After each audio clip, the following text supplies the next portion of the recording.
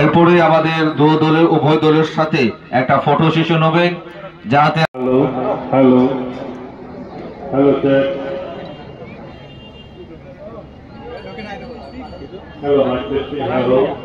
Season 3 শুভারম্ভ করছেন। সবাই জোরদার তালি মারবেন মাননীয় মন্ত্রী রঞ্জিত কুমার দাস মহাশয়ের জন্য।